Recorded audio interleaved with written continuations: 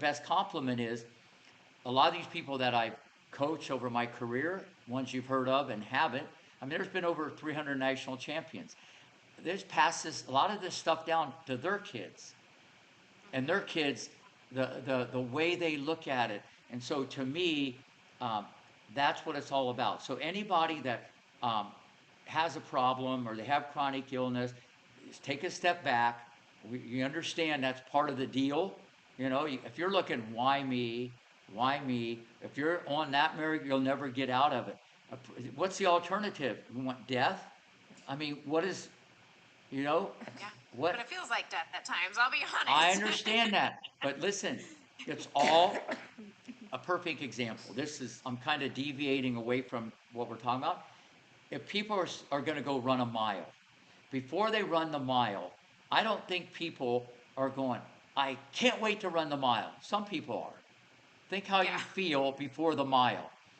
Then, after you run the mile and you get done, your mind is feeling totally different than it was 5 minutes ago.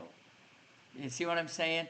And I tell a lot of people, even though I'm getting off the subject here, I tell all the kids when I give a speech at 10 o'clock every day, and they're all dead tired, and they're in the bleachers, I say, okay, if I said we're going to go run 5 miles, even though I'm not like that, okay, we're going to run 5 miles right now, how many would do it? Half of them put their hand up and they're lying, okay, because they're not going to do it.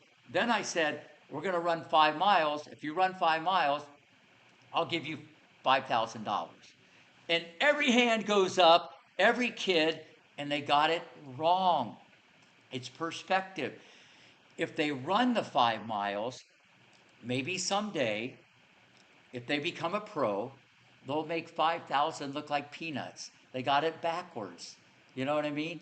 This is what people have to understand. It goes back to the perspective and how we're looking at everything. And chronic illness is a big thing. So it goes down to that appreciation.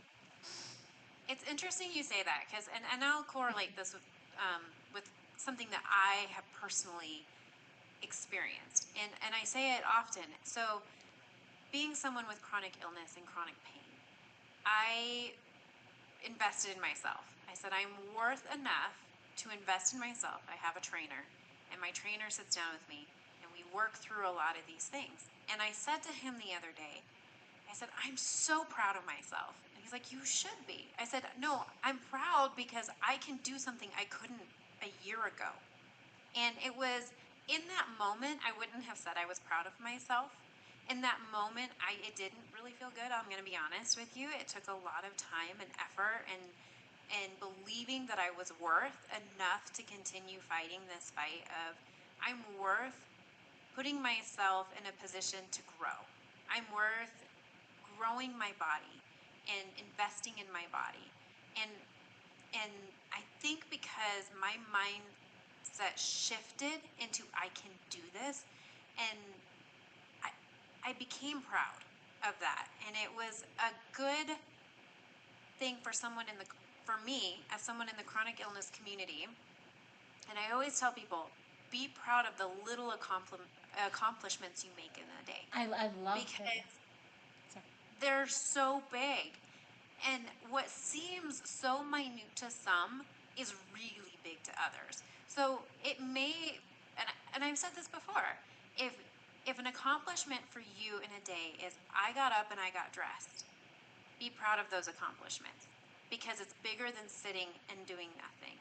If your accomplishment and all you can do because you're in a pain flare is taking deep breaths and is trying to eat food or drink, relish in that accomplishment